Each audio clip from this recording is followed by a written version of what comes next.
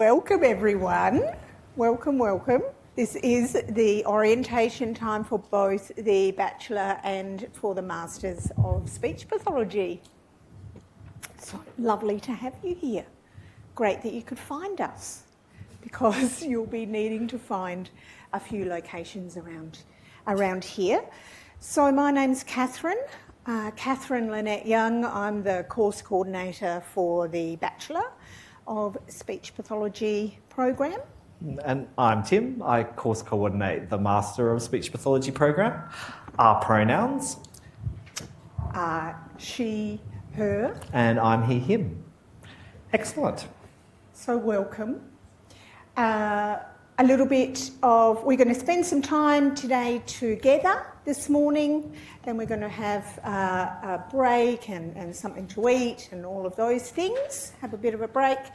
Master's students will then stay in this room, and Bachelor students, I'll be taking you to another one of our spaces, and we'll be doing then some further kind of specific orientation to each of the programs. When are we going to chat about our backgrounds? We'll do it when, there's so many people who are really, really keen to come and visit with you today. We've got a lot to get through today. Whatever we don't get through, we'll post online, but we've got the entire teaching team coming down in about 15 minutes, so we'll start doing that now. But what we might do is, first of all, congratulate you for navigating Car Park 1. It's always exciting. You people are probably the high success rate. We'll find a lot of people will be coming in about 15 minutes' time. They're the people that's decided to arrive at 9:30 on the dot, and that's learning too. But let's start by doing our acknowledgement of country. Mm-hmm. Absolutely. So this is a part of our acknowledgement at the beginning of any of our teaching. You will see that in our recorded lecture materials that we acknowledge the country that we have recorded on and from, and is a crucial aspect of acknowledging the traditional owners. So I'd like to give a really warm welcome to Flinders University. This is Simona Lacauteur, and she's our Pro Vice-Chancellor Indigenous. And this is Professor Romy Lawson, Senior Deputy Vice-Chancellor. And we're located at Yungarinthi in Perilla. We'd like to acknowledge all the traditional owners and custodians on the lands of which our university is located, within South Australia and Northern Territory. And whether you're studying on one of those campuses or online, we warmly welcome you to Flinders University. Yungarinthi in Perilla means meeting place in Ghana, and we were gifted the word Yungarinthi, which means to impart, to inform and communicate. We're right next to Yungarinthi Truku, the building where our Aboriginal students come and learn. So to start your journey with Flinders, we're privileged to have Cliffy Wilson with us today. He's here from the Kumakaru, and he's going to do a welcome to country for us. Nyankana mena, na mani.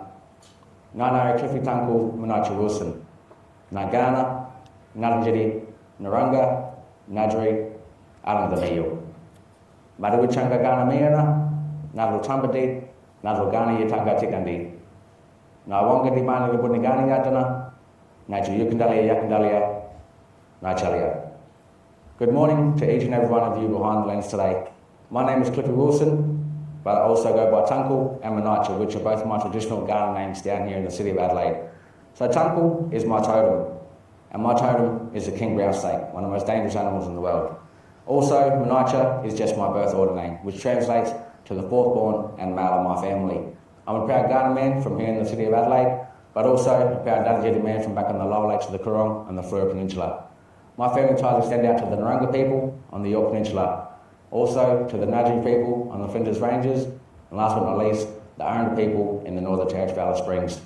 I'm here this morning at Flinders University in Bedford Park, also known as Yungarinthi in Perilla, which translates to meeting place, which is located on the Ghana lands. And on behalf of the Ghana people, I would like to welcome those who are situated here in Flinders Uni at Bedford Park on Ghana lands, but also welcome those across South Australia who are located on other Aboriginal lands. May we pay respects to the traditional custodians of those regions, and also pay respects to their cultural and spiritual beliefs, as it still is important to the living Aboriginal people today. Also, we do have campuses located in Northern Territory, so I'd like to pay respect to the traditional owners of those regions, And to the staff and students, may we take care of these campuses and the surrounding communities of these areas like the Aboriginal people have for many thousands of years. But also, may we pay respects to the cultural and spiritual beliefs of the Aboriginal peoples across the country and recognise that their connection to the land, the sky and the waterways that surround and connect us are still as strong, still as important, but also still as important to the living Aboriginal people today. I would like to finish off by saying Ngāchalia and Nakara. Ngāchalia means thank you in the Kaurna language, and Ngāchalia means we'll see you again when our paths meet. To all students, I would like to wish you all the best for the remainder of the year and for your future studies. Thank you very much. Thank you so much, Cliffy, for offering us a welcome to country and also the acknowledgement of all the traditional owners on which our universities are located. So welcome to all our new students. I hope you have an amazing first semester and remember, have fun.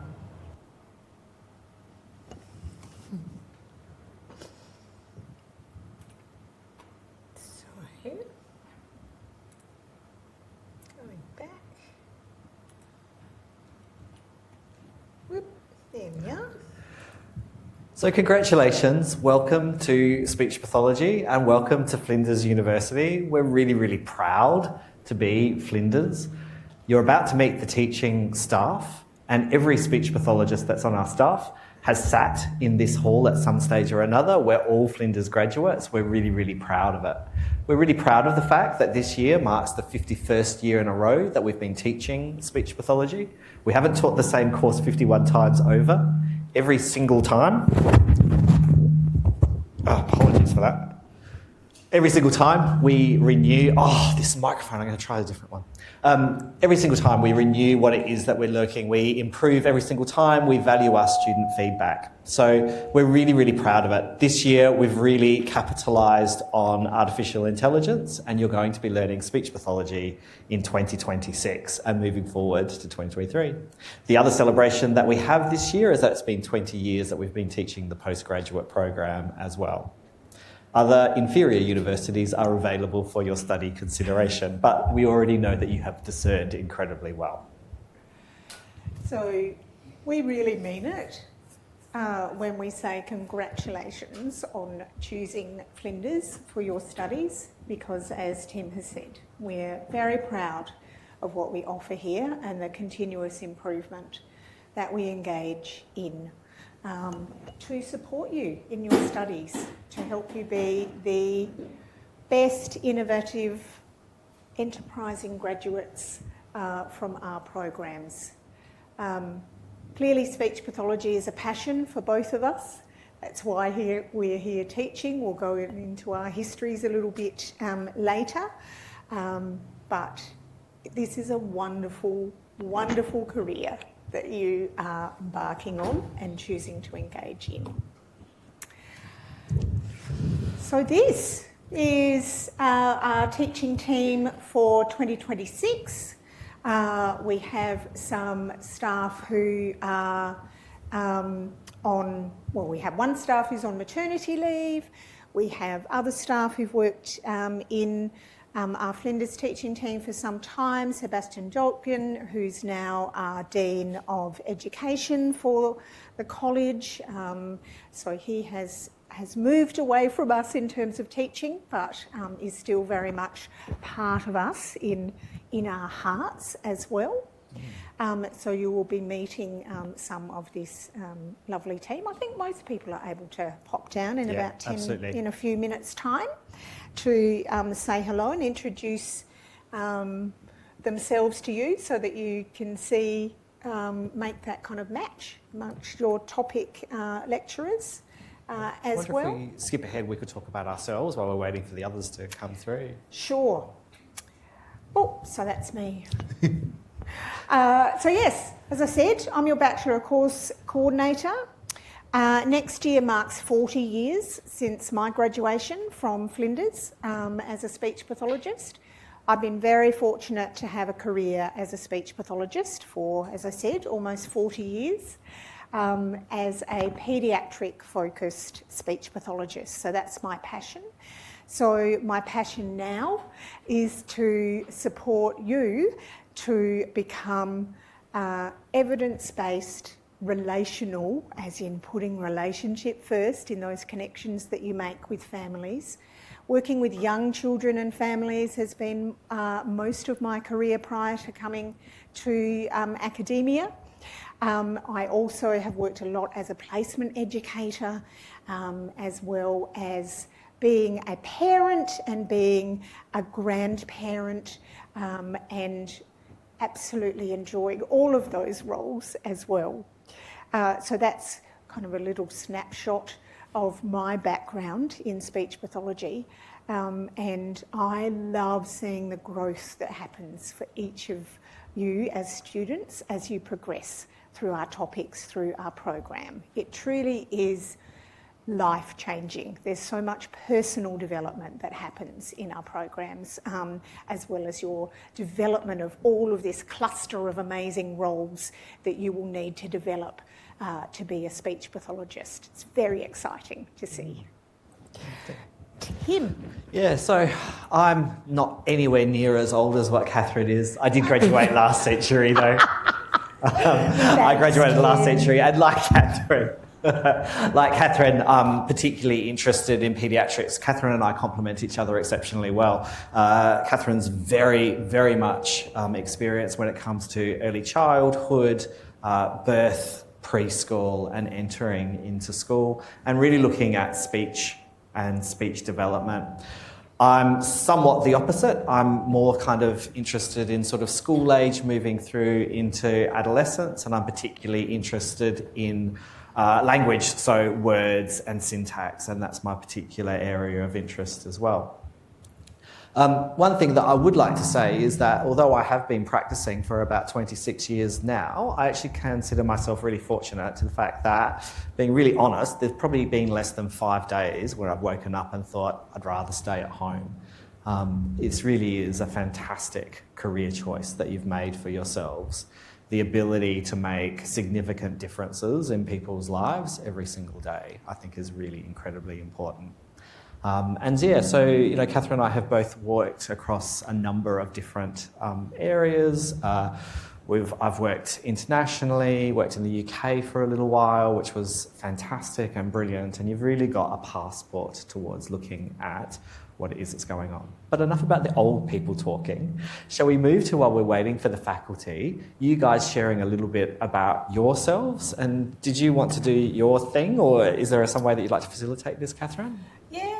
So let's do a little bit of that time. So one of the things that I've also got involved in is further training around personal and professional development in group work, and that involves becoming trained as a psychodramatist, and which is ongoing training that I'm involved in. And one of the things that's really important in that is how we warm up to new events. But I think we've got some staff here arriving. All right, you can get to know each other later. So maybe we'll go back to that, and we'll say, come on down to lovely staff. Is it just the two of you? Did you dump the rest? Oh, yeah, come.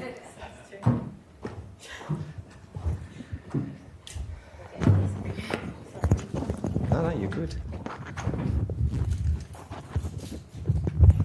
Pass this one around, Tim. Yeah, sure. Oh, okay. Yeah, go for it. Other people are on their way. Yeah, we might as well. They do. Well, let's start with you then. All right. What do we want to know? Anything. Hello, welcome. I'm Kristen Andrigo, so I'm one of the teaching specialists in the adult space of the speech path programs. I teach, we were just saying before, I think I teach across most year levels in the postgrad and undergrad program, but not first year, so probably won't see you for a little while, but if not, I'll see you soon in future years. So welcome. Hello, I'm Rachel. I will see you in first year. So I teach psychological aspects of speech pathology. So you'll see me in person in week 3. Before then, make sure you watch all the lectures. But I teach into 4th year as well. So I do all the placement topics. And then what Kristen and I are running away to is simulation. So we do clinical simulation in the hospital space. So that is what you also might get to do, but that won't be until a little bit later. So I look forward to meeting you all soon. Thanks, Rach. Hi everyone, and welcome to Flinders. It's lovely to see so many of you here today. My name's is this good? This is really good. So my name's Jane. I'm a specialist in voice. Can you hear that? So I will be supporting your learning, particularly for bachelors in second year and in masters in first year, and across the curriculum as you develop your journey through that. It's lovely to see you. And everybody's arrived, so should we keep going? Absolutely. Morning everyone, my name is An, I'm a linguist and you'll be seeing me mostly in the first year. So if you're in the bachelor, you'll see me for the whole year, 2 semesters. If you're in the master, you'll see me first semester, first year, meaning next week. Oh, well, no, actually I'm seeing me online next week, but face to face in week 3. What else? And then I might be popping in a few lectures here and there in year 2 and year 3. Hi everyone, my name's Paige. Welcome. I work closely with the master's students in first year, so I coordinate one of your topics, 9123, and we'll be seeing each other a lot for your EBL sessions, which I love dearly. For the bachelors, you don't see me until sort of second year in the swallowing and voice content. So my PhD that I'm currently doing is surrounding teachers' voice protection from voice disorders. So that's kind of another area of interest alongside adolescent language and literacy, where I have a placement out at Playford International College. So down the track, you might also see me there for some work. So morning everyone, I'm Ashlyn and I'm also working a little bit within the master's program like Paige in your EBLs. I'm also doing a little bit of work within the second years in child speech and language within the bachelor program. And a little bit within placement topics as well, but you might be seeing me more in your second year.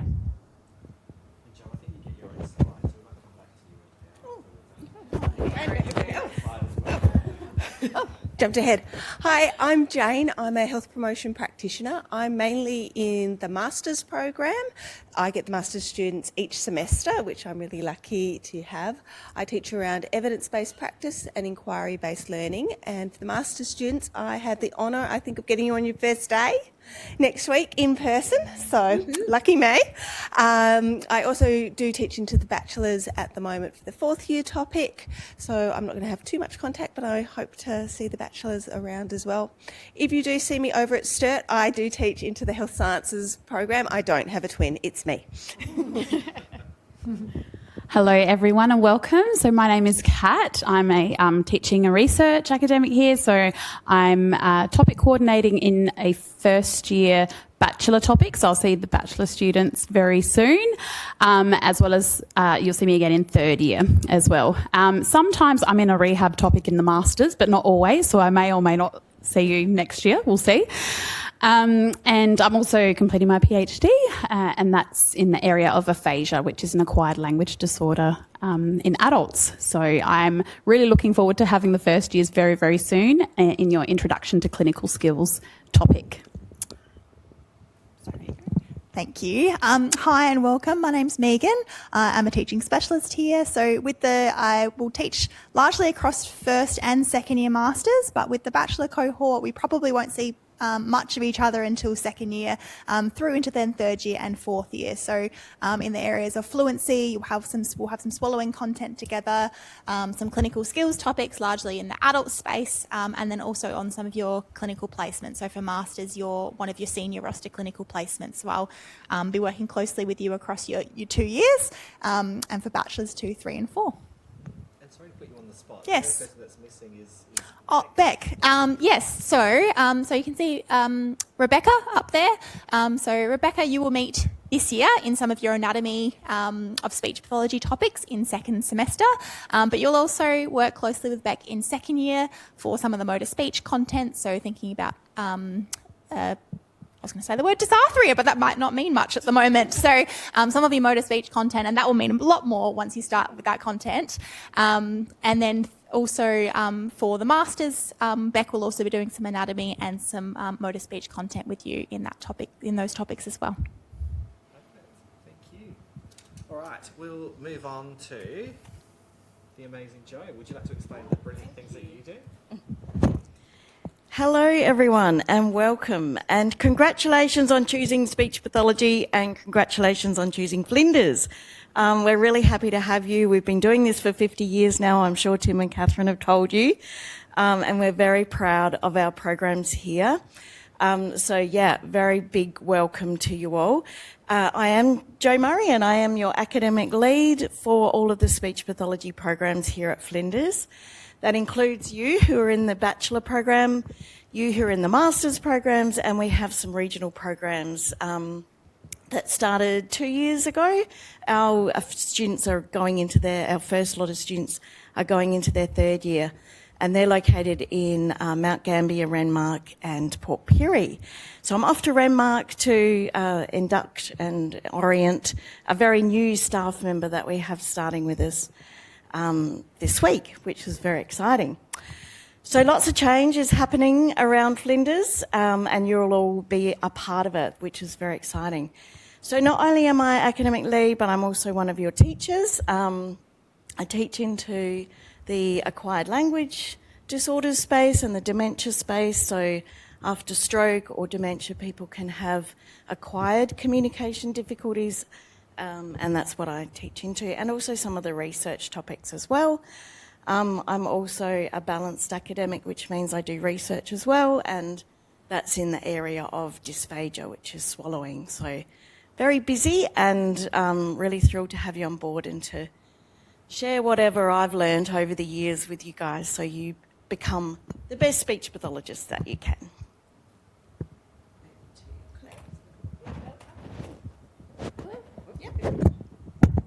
Hello, so I'm Claire. So I'm your placement education coordinator. So my role is I oversee your clinical placements in all of our programs. And I don't coordinate those topics. You won't see me, I guess, from that day-to-day aspect of your placements. But I'm madly running around in the background making sure we've got enough, we've got really good ones, that they meet all your learning needs, that they're really interesting and exciting opportunities for you all. And then working really closely with our topic coordinators to make sure that we support you through that process in a way that means that you learn lots and it's hopefully exciting and enjoyable. I also teach into the Bachelor and the Masters, so with Jo and Kat in the acquired language space. So you'll see me a bit throughout the years as a teacher as well.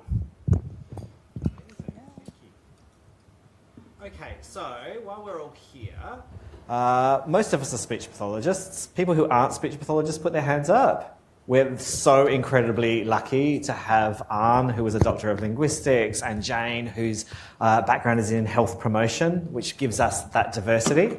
But if we could get everybody else to put their hands up who is a qualified speech pathologist, and keep your hands up if you graduated from Flinders University. Now, at Adelaide University, if they did the same thing, wouldn't happen so much. So yes, we're really, really proud of the fact that we are all Flinders graduates. Is there any sort of words of advice that anybody here wants to give these people before we kick off in week 1 next week? Any pearls? No. Come to everything. Yeah. Yeah. Come in person when you can. Yeah, perfect. That's really good advice. Anything else before I let you guys all go? It's the best 4 or 2 years of your life and you make lifelong friends. Yeah, amazing. I was going to say have fun, enjoy, really immerse yourself, and really enjoy each other's company, our company, the company of the content, like really get into it and become your best self. Amazing. And I'd just say the staff's incredibly supportive, so just, put things on the discussion forum and you'll get a response to help your learning. Yeah, that's a perfect way to finish off. Yep, that's pretty much our jobs, is to help you become not just speech pathologists, but Flinders speech pathologists. Thank you all very much for coming down, and you will catch up with these amazing people throughout, well, starting next week. Yeah. Brilliant. Well done, everyone. See ya.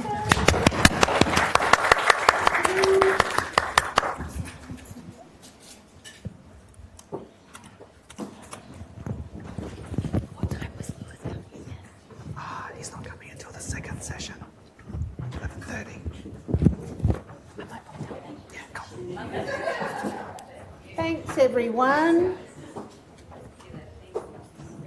We're a bit biased about Flinders as being the program of choice. But we're also scientific because it is the program of choice. Because it is the program of choice. Yeah. Because it has the evidence base behind it of 51 years.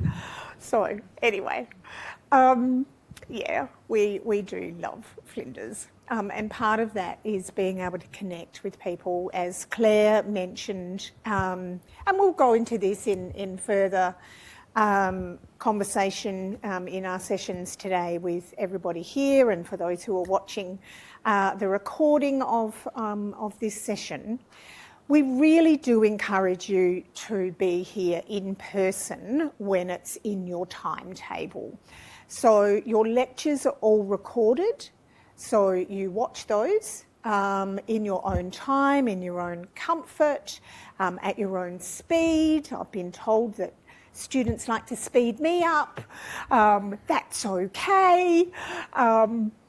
Or you might like to slow somebody down. You know, that's fine. Whatever is your thing, you can do that. So all lectures are recorded, so they're not in your timetable. However, but there are lots of lectures to watch. So make sure that you timetable and schedule when you need to watch them ahead of your tutorials or the associated workshops. So it's tutorials, which, as Paige was talking about in particular, your EBLs. EBL stands for inquiry-based learning.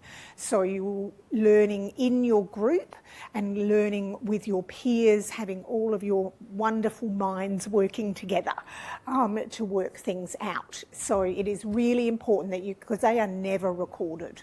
So absolutely prioritise around your work commitments, around your family commitments, that you are here on campus for your tutorials. The other thing is your workshops. Now, yes, those do tend to be recorded when they can be, when there's not sensitive information being shown from recordings. However, as a workshop king, you're best to talk about that, aren't you? That they are they're practically oriented. They are designed for you to get the most out of being there, working things out together at your tables. We tend to have those worked, scheduled into places that we call flat teaching spaces, which kind of, you can understand what that means, as opposed to this teaching space. This isn't a flat teaching space, where we have tables that you can sit at and chat together easily, similarly as your tutorial rooms. And you're going to get the most out of being there because you can't pick up all the recording through the microphones and all of the conversation. It's just not possible. And that's really important, isn't it? Yeah. As Britney Spears says, there's two types of people, you know, the ones that hang with us and the ones that are scared, and the ones that hang with us are the ones that actually do the practical activities and actually learn the skills. So yeah, you can watch it, but it's pretty dull. It is pretty dull, because you'd be like, what are they talking about over there? It's like, well, if you're in the room, you could probably hear and catch on to it. So those are the only things that are scheduled to attend. Now, timetabling, as you can imagine, with a big university like Flinders, is a bit of a nightmare for our timetable professional staff. So they do try and put things on the same day, so that to have a tutorial followed by a workshop or vice versa. But there will be times where there's one session kind of sitting out all by itself. And I understand travel times and things like that, but it's really important, if you can, try and be here for that. Perfect. Because you won't get that lovely connection like all of you lovely people in the room today will get, to have those incidental conversations, the catch-ups. How are you going with this assignment?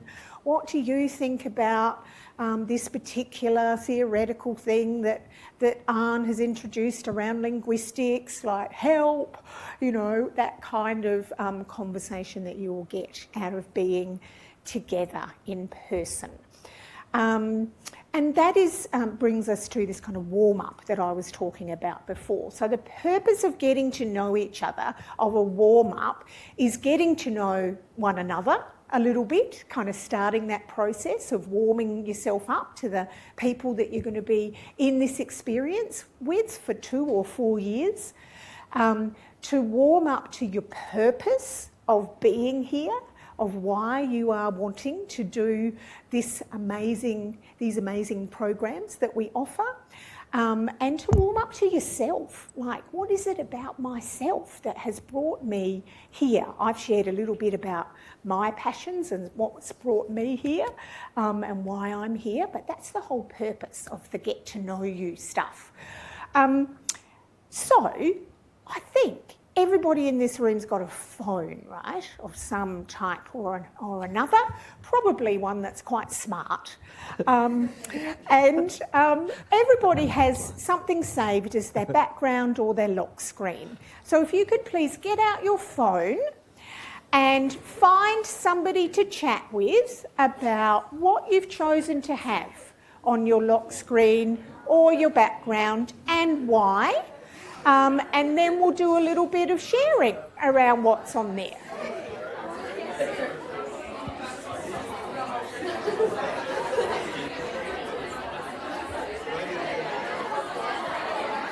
Oh, they're ready to go. They're off.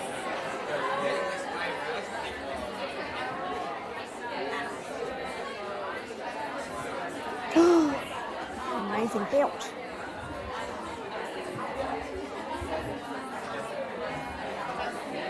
Hello. No, I know, in person. We were just going, oh, is that Eliza? Is that Eliza? Yes, it is. Yeah, so good to meet you though. You too. Yeah. Oh, I know. Yeah, absolutely. We've just had all the staff came down to introduce themselves and now they're just doing a little bit of a getting to know each other. Yeah. Just to start them off.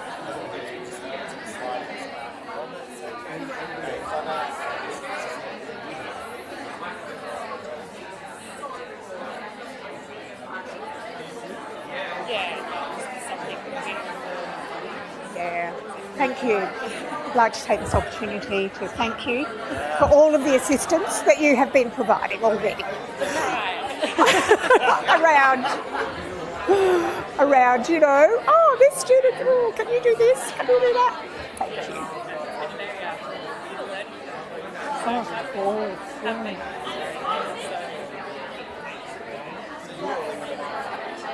God, I've gone so far. Okay. Look at me, one of these every day. Wow. So, not all the ones for the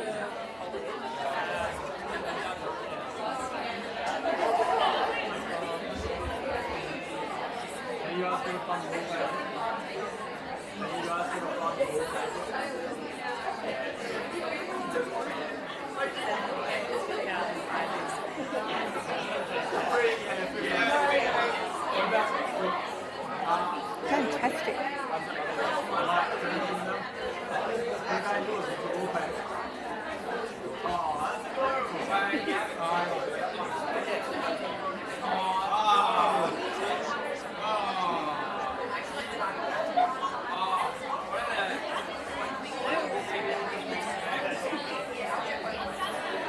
We do have one student who's enrolled in both the Bachelor and the Masters program.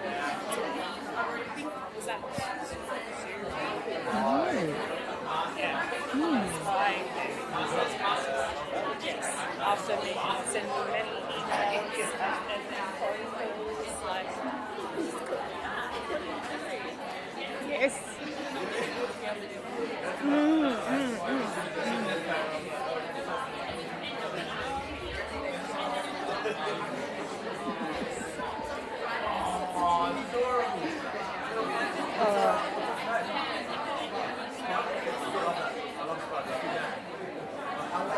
I reckon, yeah.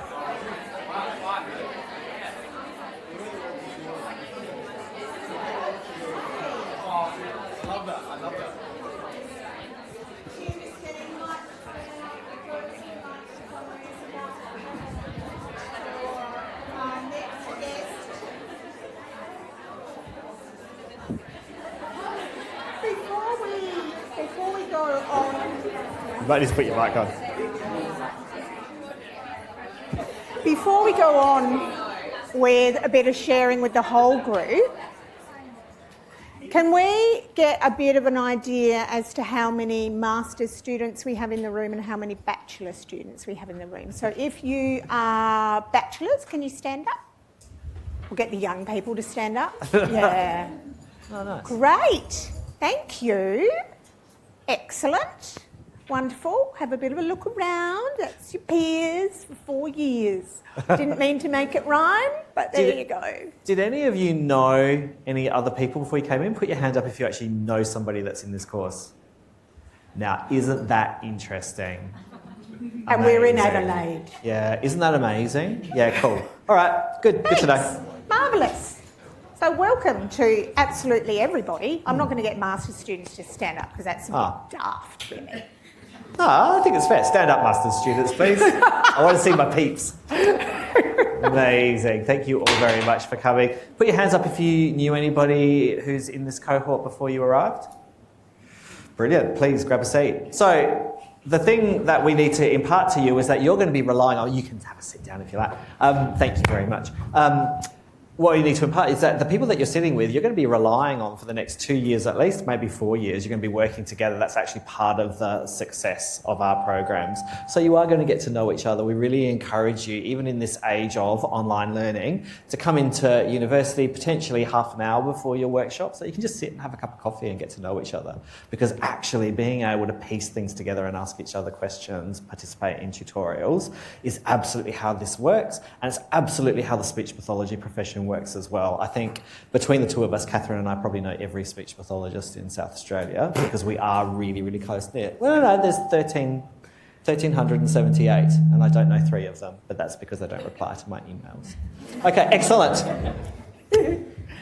So let's start with who. Well, I'm not going to try and show you my picture on my background screen because you won't be able to see it from here. But she might pop up in some of my teaching because that's my 16-month-old granddaughter Sally. So you might see Sally pop up, but she's the one on my background, little Sal, who's just a very cheeky little toddler right now. Last night I was stopping her from climbing on the coffee table again. So yes, she's my sweetheart on my phone. But who'd like to share who or what you have as your background or lock screen? With some great sharing and chatting going on. Go. Thank you. So on my lock screen, I have a depiction of the Divine Feminine. She just reminds me to stay connected to the universe and the energy around me. Lovely. I love that. Thank you. That's beautiful. That's the beautiful thing about our phones, isn't it? We can have what's meaningful for us in that particular moment saved on there that means something special to us. Were you ready to go next? Yes. I made a collage on Pinterest, and I basically have like family and friends and some little quotes and the evil eye for protection and a little SLP puzzle thing. Oh, lovely. Yeah. Fantastic. So SLP, for those of you who aren't aware, is the name that speech pathologists use in the States in particular. Yep. And Canada. As speech language pathologist, SLP. Interestingly, when I accompanied the bachelor students last year to Thailand for their placement, the students all made up. Well, actually, one of the students made the T-shirts for all of them and had SLP on it. But as you know, we tend to use speech pathologists, but speech language pathologist, it's kind of interchangeable around the place. Lovely. So lots of meaningful things for you on there. Any pets? Anybody got pets on theirs? Oh, yes! What do you have? My 5-year-old border collie. Oh. And the whole family is in love with her, so that's why. Yes. Oh, I love border collies. Absolutely. So much energy. Does a border collie have. Even though my blue heeler is nearly 11 now, he still has lots of energy and still wanted to chase the kangaroos on our walk this morning. I had to hold him back, but thank you. You can tell, it's another passion of mine is pets. Anybody else have pets on their screens? Yes? I've got my family and I've got 2 Yorkshires, so it's a whole family picture there. Lovely. Gorgeous. How old are they? So the name Coco and Bruno. Coco is, she's 2 years old and Bruno is 1 year old. Oh, lovely. That's great. We have a wall up in our staff room upstairs on level 7. That's where the offices are for our speech pathology academics, and we have a wall of all of our pets up there. We don't have photos of us with the pets, apart from me with an elephant from one of the Thailand trips, but it's not my pet, unless you're in a Simpsons episode. Anybody else? What other types of things? Something from your travels? Partners, family members? What were you chatting about with each other?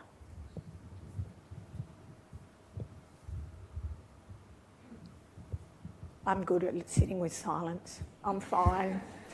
I just wait. I just want one more. Yes. Oh, now I've got 3. Excellent. Go for it. Yes. I have one that's travel and partner. It's my boyfriend in Japan on our trip last year. Lovely. Through the streets of Kyoto. Oh, nice. I haven't been to Japan. Who's been to Japan? Oh, quite a few people have been to Japan. Yeah, not me. I haven't been. Yeah. Excellent. Thank you. Who else put up their hand before? Yes. So we both had pictures of sunsets. Ah, nice. Were they beach sunsets? One was beach, one was at a lookout. Oh, lovely. Very, very nice.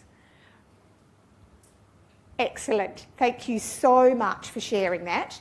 Shall we move on to Eliza now, Yes, given that exactly. Eliza is here. We've got Eliza has the been kind. second of our special guest stars. Eliza, I'll get you to introduce yourself, and if you're happy to sort of talk to the enrolment slide, if that's cool. Yes. Yeah, nothing like being put on the spot. I know, I love it. So my name's Eliza. I'm pretty sure this is on. Yep. Some of you probably may have had some dealings with me already. I am an enrolment and course advisor with the College of Nursing and Health Sciences. So I provide the administrative support to the speech pathology program. So anything, study plans, how to enrol, all of that administrative work. So I will help understand like your course rules, planning your enrolment and staying on track with your degree requirements.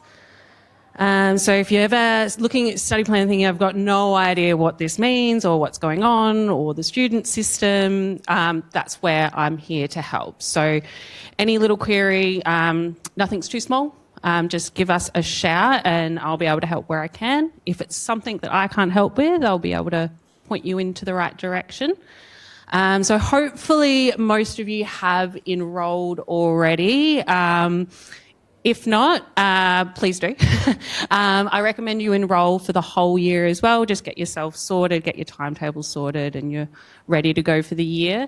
You may notice that I think some of these steps are from the old student system. That's fine. So the student system did have an update last year for students that have been around Flinders before. You would have noticed that. So if you're ever having trouble with the enrolments, there are Flinders Connect staff there, the frontline support that can help you through. Also online, there's a lot of helpful videos and tutorials on how to complete your enrolment. If you do get stuck, again, I'm here to help. You can call our college. I'm also available through Ask Flinders, as well as the NHS inquiries as well. So I think that's about it from me, unless anyone's got any questions specific. Otherwise, you can hold on to them and put them in writing if you prefer. Nope. Amazing. Thanks, Eliza. We'll delete that slide for next year.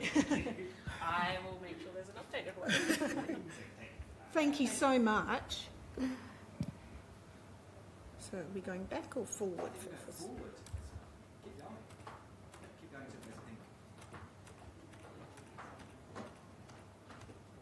need to get through all of that before FUSPA. No. Are you sure? Yes. No. Excellent. Brilliant. How are you? It's good to see you. See you too. Go straight into Hello, I'm Sophie, this is Adrian. We're both members of FUSPA, which is the Flinders University Speech Pathology and Audiology Association this year, which is a student association. We're both wellbeing officers this year, which means first year can be really stressful and different, masters and bachelors alike. So if you're having any difficulty, you want some extra support, we're people that you can reach out to and we can direct you to the right people. So hello, nice to meet you. So as Sophie mentioned, we are a student-run association for speech pathology and audiology. We've had some recent funding from FUSA as well, which is really exciting. That means we can put some more time and some more really fun things into the events that we're planning this year. One of our goals for this year is to form an inclusive community for connection, and we want to get everyone involved as much as we can. And some of the events that we're planning this year are pub crawls and balls and lots of fun things like that that everyone can get involved in. We're also aiming to spread lots of awareness about speech pathology and audiology this year.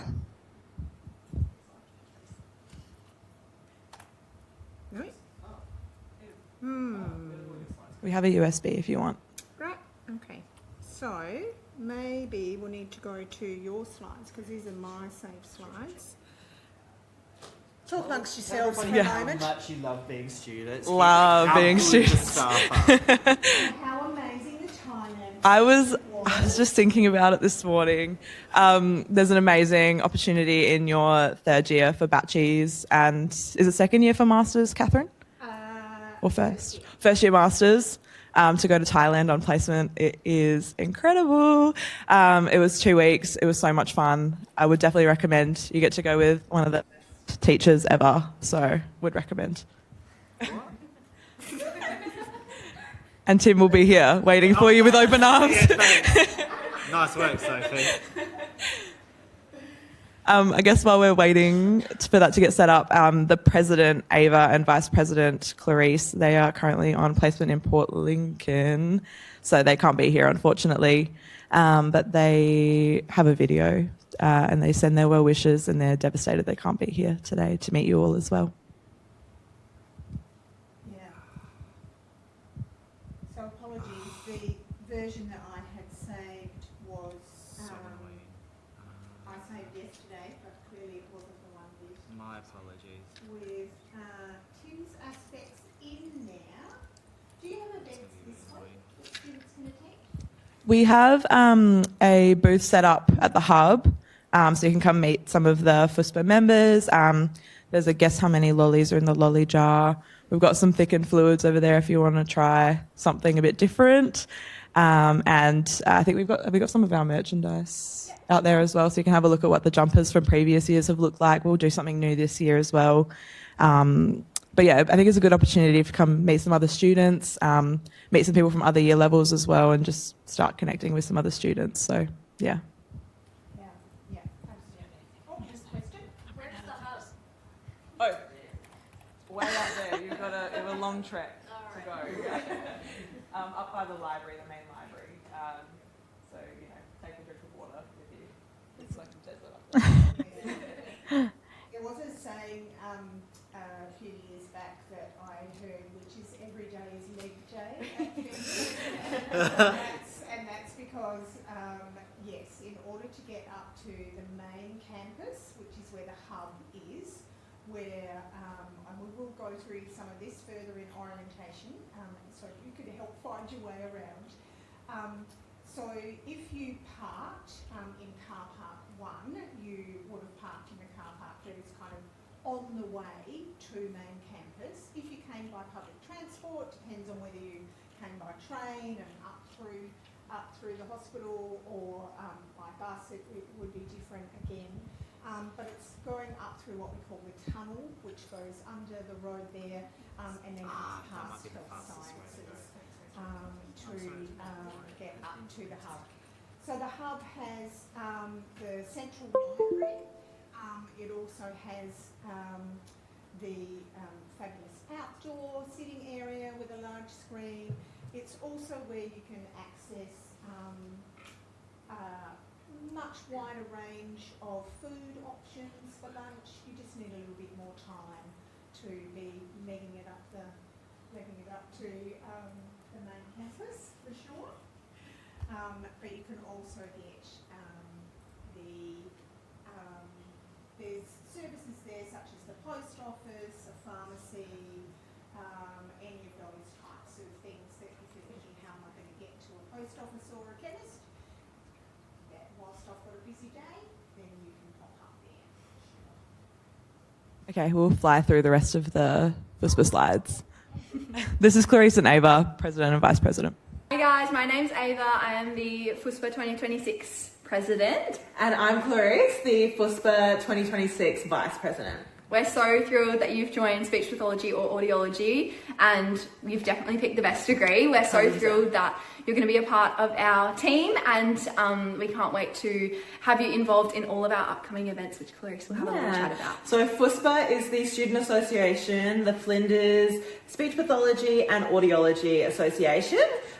We run lots of really fun events like the pub crawl, which is lots of fun, the speech pathology and audiology ball.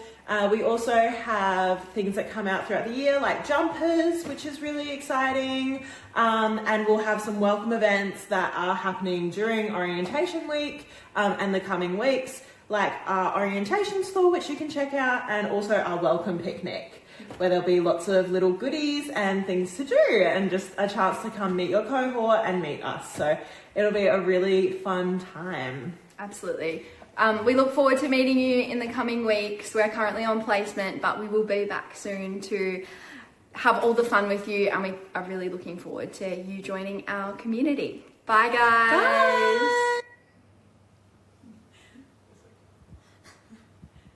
Bye. Yeah. They did. And they're the life of the party, those two. They're so much fun. Especially Clarice, if you get to know her, she's not shy. So as I mentioned, we've got a welcome picnic coming up on the 20th of March. Free event, kind of a bring your own lunch situation. There'll be some cupcakes. And it's just a good opportunity to get to know people within your year level and also other year levels as well.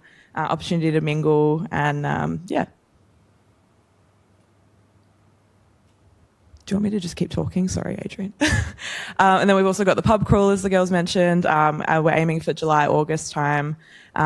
We haven't really sussed out any of the details, I'm sorry. But we will, if you keep an eye on the socials, we'll let you know where we're planning on going. We'll work together on a shirt design to wear as well. And yeah, like Adrian mentioned before, one of our big goals this year is just to be connected to the wider speech pathology community as well. So previously we've done quiz nights and raffles to raise money for other organisations. So for example, Aphasia SA. And then, yeah, jumpers as well, which we'll release those. They get released once per year. Again, we'll work together on a design as a community. And yeah. And the ball, which will be so much fun a bit later in the year, but very, very fun event, would recommend. Please get your phone out, become a member. For updates, the social media QR codes will be on the next page as well. Good way to stay involved. Also to pick up a uniform or maybe some textbooks as well. It's all going on the Facebook page.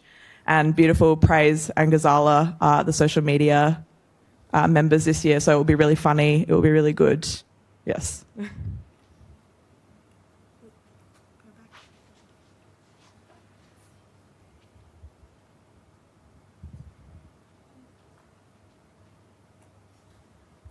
And yes, we'll be up at the hub today, so please come say hello. I'll be there from 11 to 1. Adrian will be up there like now, basically. Come say hello, get to know everyone. We're really excited to meet you all, get to know you all. You've picked a great degree. Congratulations. Enjoy it. First year is so much fun. Thanks so much. We'll also be around at the hub tomorrow from 9 till 3. If you're around then and you want to come have a look. If you don't have time today, I'm sure you've got quite a busy day today. We've got lots of fun games, lots of people to meet, so it should be lots of fun. I'm going to come back as well at about 11:30 when I think you guys have a break. If anyone missed that QR code to sign up, you can come chat to me and I can help you sign up, or if you have any questions or anything like that. Thank you guys so much for your time.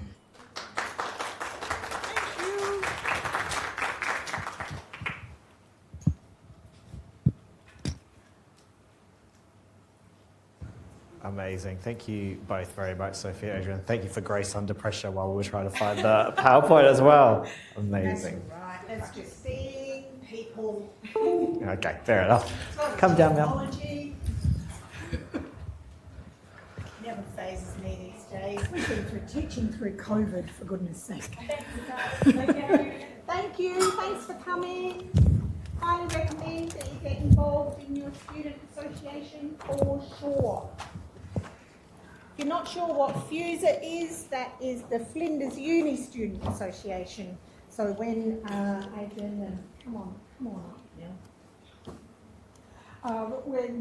When they introduced that they've got some funding through FUSA, that's absolutely happy to talk through these slides. The Student Amazing. Association is who they are.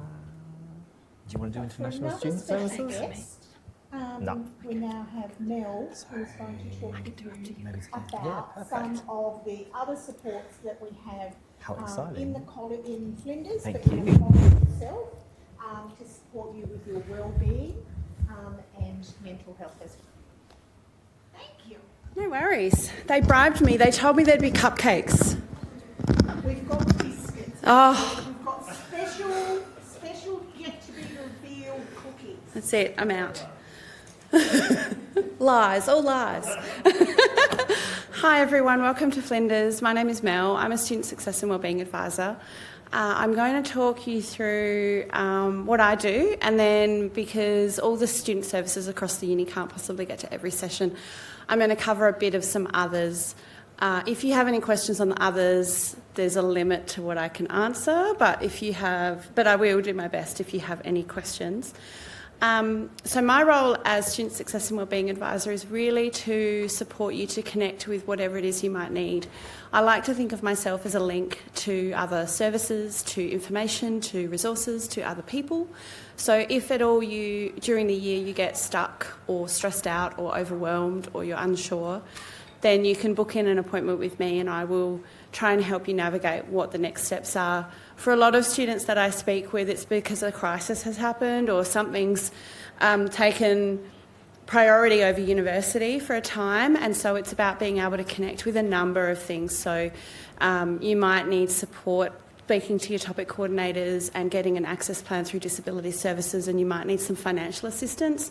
And doing all of those on your own all at the same time can feel like a lot, and so I'm very happy to sit with you and work out what it is that you feel comfortable to do yourself and what maybe I can assist you with or what information I can give you to make the decision easier. In terms of how you meet with me, you can scan that QR code above and you can book a 30-minute appointment with me. I can meet you down here in FMC on Wednesdays. If you're over at Sturt, I'm there on Tuesdays. I'm up near the hub on Mondays and Thursdays, and I can do phone or online appointments any day of the week. So very happy to see you. Also, Tim, Catherine and some of the other speech pathology team, if they are concerned about you at all during the year, they might ask me to check in on you. So if you hear from me and you weren't expecting to, please don't be surprised. It's just because we've noticed maybe you were coming to classes and you've stopped coming to class, or maybe you were getting really good grades and suddenly you're not getting such good grades. For us, that's a bit of an indicator that maybe something's changed in your life, maybe a priority has changed, or maybe you're struggling with something, so we'll try and reach out and support you. You'll also get a text message from us in about week 3 or 4 saying, how's life going at Flinders? Reply for support. That comes from my team. So if you have any questions about anything whatsoever, please reply and we'll get in touch with you. Normally about 1 to 2 days later it takes us, because there's only 3 of us supporting the whole uni. So that's me in a nutshell. In terms of other services, we have a wellbeing, what do they call it, portal. So Better You, which is flinders.edu.au/betterinU has a list of all of our wellbeing related supports at the uni. So services, information, resources. Gareth Ferber, who's our e-mental health officer, he writes an amazing health and wellbeing blog that you can subscribe to.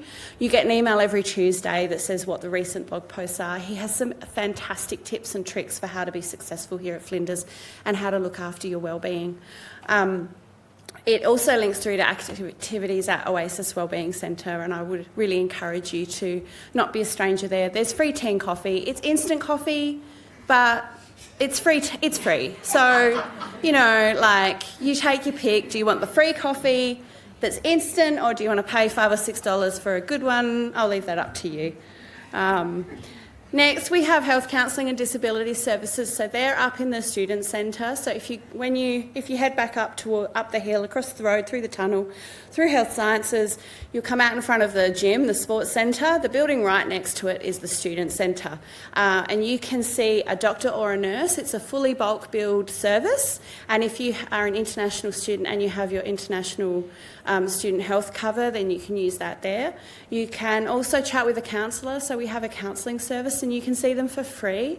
There's a slight cap on appointments, but I would encourage you, if things start to impact you throughout the year and you feel like you need a conversation, they're a fantastic team. And again, they can also speak to you on the phone or online or in person. If you have any sort of health condition, disability, learning condition, neurodiversity, I think that covers it. Mental health condition, or you're caring for someone with any of those conditions, you can get what we call an access plan. And that just gives you a little bit of extra support around your studies. As an example, at the moment, if you were to go in and apply for an extension, you can apply for an extension. You need a reason, but you don't need documentation. You can get an extension for an additional 3 days. With an access plan, generally that pushes out to 7 days. And then you might be able to get some additional supports around exams and tests. So if you have any sort of social anxiety and being in a room full of 400 people is a bit too much for you, then with an access plan, the disability service can arrange for you to sit in a smaller room with a smaller group of people, or even to sit by yourself. There's a whole lot of other things, negotiations with topic coordinators about extra accommodations you might need. So if you fall into any of those categories, I would really encourage you to get an access plan, or to contact them and ask them if you qualify. There's also a bunch of self-help resources on the Counselling and Disability Services websites, and so I would encourage you to have a look at those if you have any questions, or you're looking for something at midnight, because we won't be here, we'll be sleeping. Oasis, which I mentioned before, is our wellbeing centre. That's a drop-in space. We have a spiritual care service there. We also have, as I said, the free instant coffee and the tea. There's study and quiet spaces. There's a piano if you play the piano. There's other musical instruments. It's really a drop-in service, and then we run a whole bunch of wellbeing programs, which you can see on the right-hand side. I would really encourage you to drop into the community market, which is every Thursday from 11 till 1. You can get free bread, fruit and vegetables, and low-cost pantry items. All you need to do is bring a little bit of money, your ID card, and some reusable bags. And it's really, really popular. Lots of international students use it, but if you're domestic and you need some food relief, I would encourage you to drop in. What else? Student Engagement Coordinator. So Christy is your Student Engagement Coordinator. She's based in I'm not sure which team, nutrition? Over in Sturt. She's in the nutrition and dietetics team over in Sturt. And so if you have any, ideas for activities or events or supports that you might need, please reach out to Christy. She's very happy to work with the rest of the SECs about stuff that we can do to make sure that you feel a sense of belonging to the campus, that you're being remembered. Most of your college is over at Sturt Precinct, and so oftentimes you might feel that they forget that you're here in the hospital. And so if you're feeling that, talk to your Students Association, talk to Christy, and they'll be able to work with Tim and Catherine to maybe do something here that reminds them that you're over here, because sometimes we can forget a little bit, can't we? And if you're an international student, then International Student Services is your go-to place. If you haven't yet registered, there's a welcome event on Friday, which I think as of last week they had 1,000 people signed up for. So it's a really fantastic event. ISS can also assist you if you have any questions about your visa or your confirmation of enrolment. Really, if anything's bothering you and you want to chat to someone who has lived experience of being an international student, then you can go and speak to them. They also, if you use their meet and greet service to get here when you were coming in from overseas, you've probably met some of them. And they will also issue letters. So if you need a letter about working rights or how far into your degree you've completed or when you've completed it, if you need evidence of that, they can support you with that. You'll find them in the student hub on level, I think it's level 101, I think. And you can just drop in and ask to see someone, or you can send an email and request an appointment. Depending on how busy they are, if you drop in, you might be able to see someone straight away, or you might need to wait and come back later. Any questions about any of that? No? Skip that. Oh, don't skip that. I just really It's like that how one. happy that man is. I mean, it's just like, I don't understand why he's so happy, but I always leave that slide in because he's just very happy to be here. He's high on life. He's high on life, precisely. Yeah? There's also the website there, but if you're ever feeling down, just look at that slide. Yeah. Last but not least, if you are Aboriginal or Torres Strait Islander, then you can also access support through Yunkurinthi, which is our First Nations support service. Again, a lot of crossover. So if you need support finding your way around campus, meeting people, if you need any study skills or tutoring, there's a specific Yunkurinthi tutoring service for our Aboriginal and Torres Strait Islander students. Advocacy, financial support, accommodation, they have a bunch of scholarships as well, and study spaces. So here at Bedford Park, again in the Student Centre, right next to Health and Counselling, there's a cool little lounge area which you can access if you fall into that category. And then apparently a new student space opening in FMC this year. No. I don't know anything about that. No. And I think that's me. Any Thank questions? you very much, Mel. No? I wish you really, really a great year ahead. This team are fantastic, right? They're very supportive. They're very interested in you doing well. So if you have any questions, please do ask. There are no stupid questions. If you don't understand something, my biggest top tip is ask early and understand what the expectations are, understand what the assignment means, understand what you need to do this week. Ask, ask, ask. Have a great week. Thank you.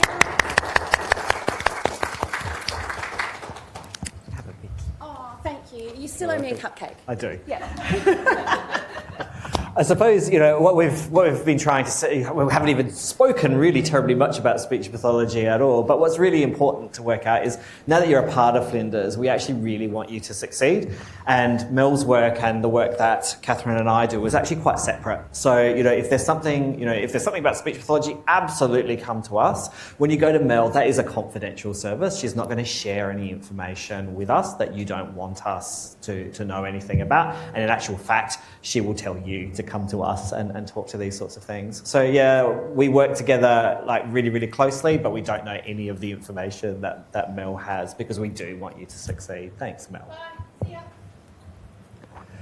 Okay, we're going to show you a video now of two people who are exceptionally happy to be at Flinders University. It goes really fast. Catherine and I watched it and then we had to go and have a little bit of a lie down. So strap yourselves in for this one. You're in for a treat. Welcome to Flinders University. This is your guide to getting started, staying connected and finding support. Let's go. First things first, Wi-Fi.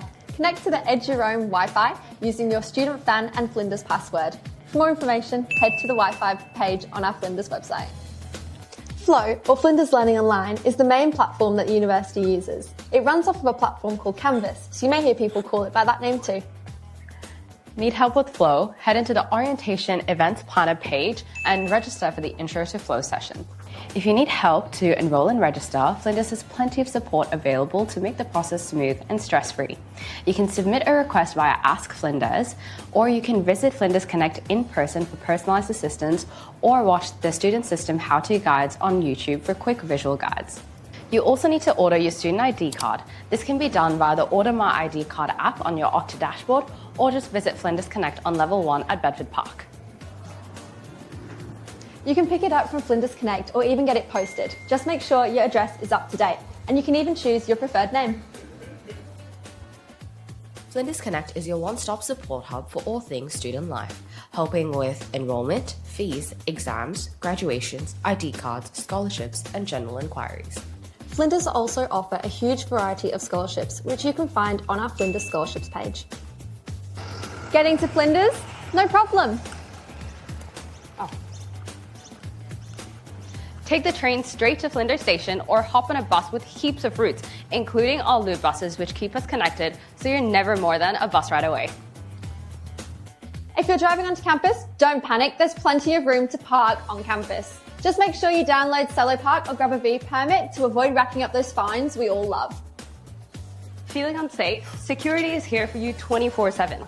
Just ring 8201-2880 or find hotline phones around campus. If you experience harassment or unacceptable behaviour, you can always make a confidential report. It doesn't start a complaint, it starts support. You can find the library at Level 2 at Bedford Park. Chat with librarians, access photos, videos, textbooks, journals, and more. Need academic support? Visit the Learning Lounge. The Student Learning Support Service is here to help with referencing, academic writing, and more, online or in person. Better You connects you with wellbeing resources, physical, mental, social, and spiritual. Check it out to look after you. You can see a doctor, counsellor, or disability advisor through health counselling and disability services available on Level 3 of the Student Centre building by phone or online appointments. These appointments can be bulk billed or covered via an overseas health card. Contact them on 08 8201 2118 9 a.m. to 5 p.m. weekdays. Oasis is your wellbeing space. There's free tea and coffee, prayer rooms and social events, markets and wellbeing programs. Are you an international student? Come over to the International Student Services where you're supported through advice, volunteering, social events, meet and greets, and much more. Young Corinthi supports Aboriginal and Torres Strait Islander students with tutoring, study spaces, financial support and community. If you're a student with disability or mental health conditions, visit the University Specialist Employment Partnership Team. The USEP team offers specialised on-campus employment help in partnership with the Community Bridging Services. Ready to kickstart your career? Careers Hub is here to help you build resumes, networking, business ideas, and placements to jumpstart your career. More details on all the services discussed in this video are available on the link above. And just remember, university is more than just classes. It's about finding your path, building your future, and accessing support. And don't forget, having fun along the way. We're super excited to have you here. Welcome to Flinders.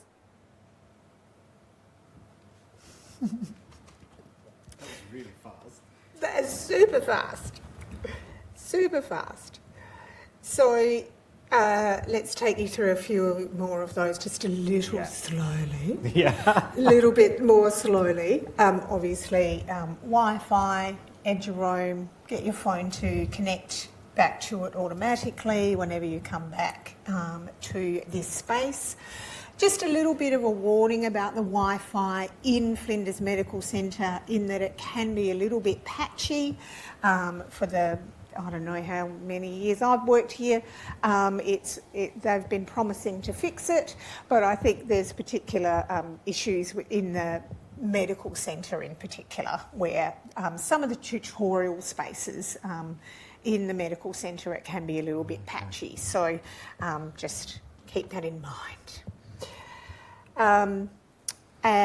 The how to enrol, as Eliza was going through some of those bits and pieces with you.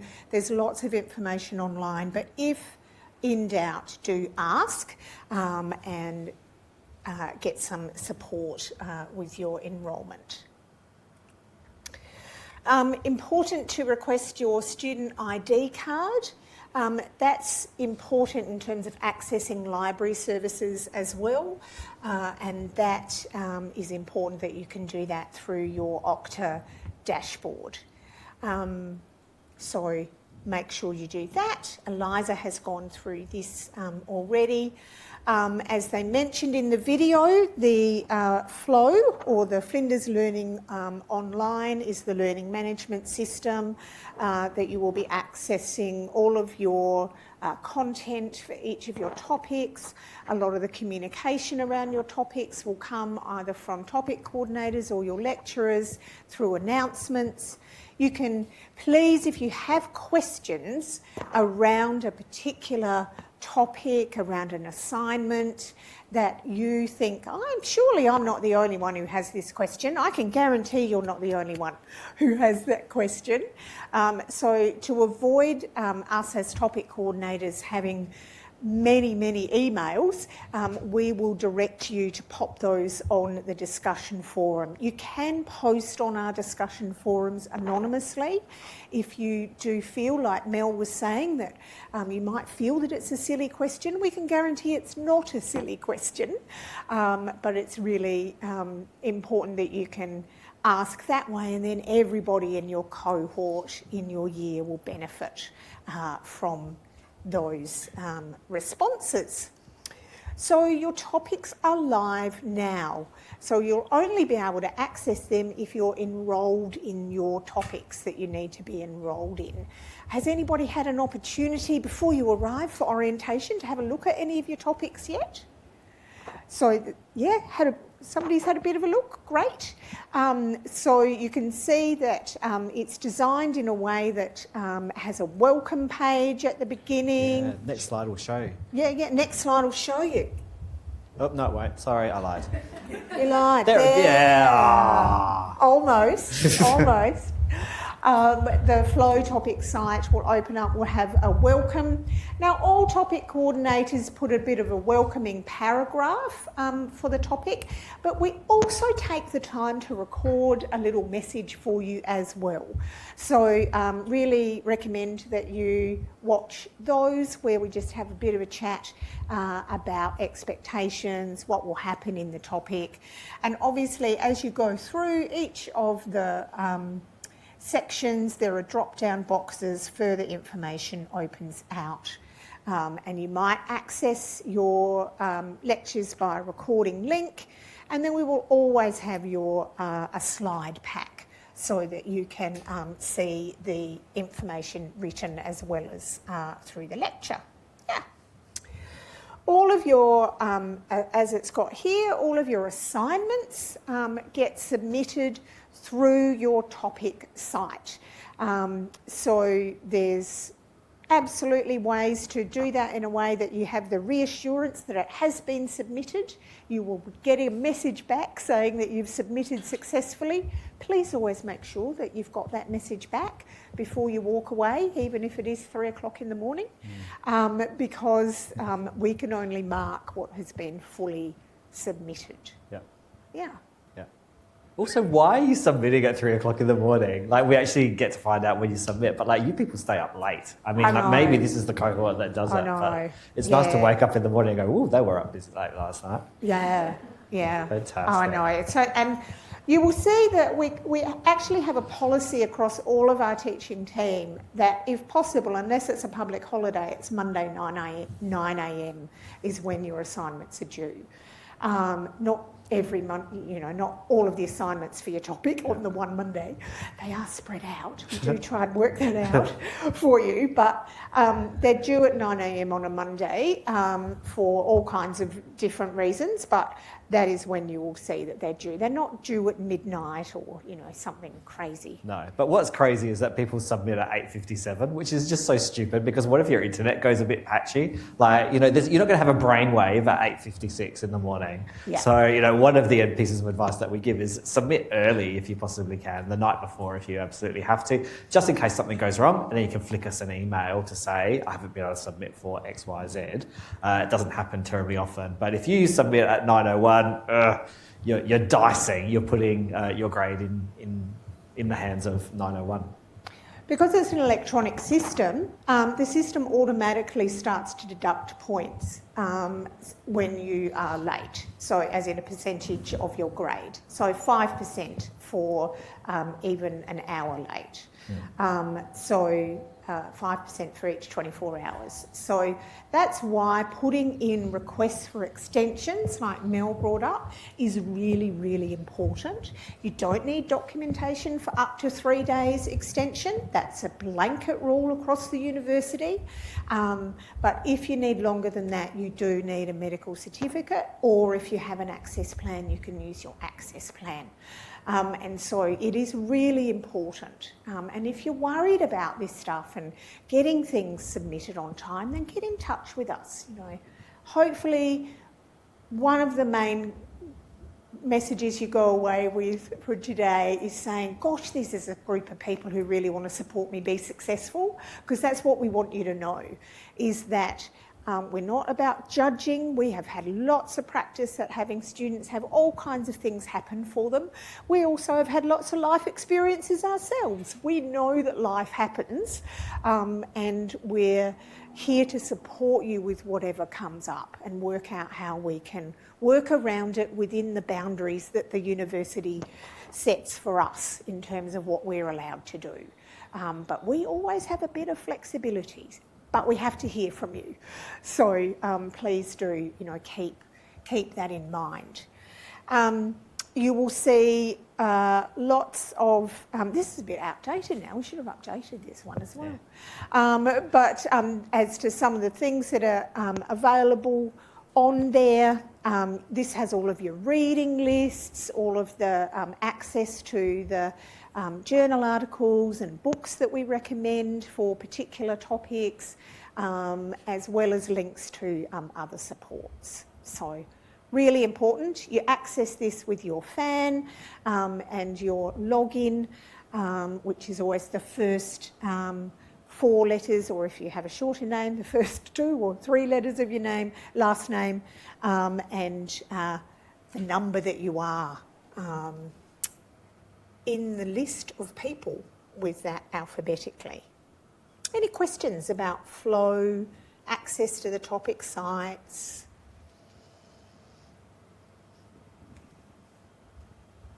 You'll see that not all of the modules are available for the semester.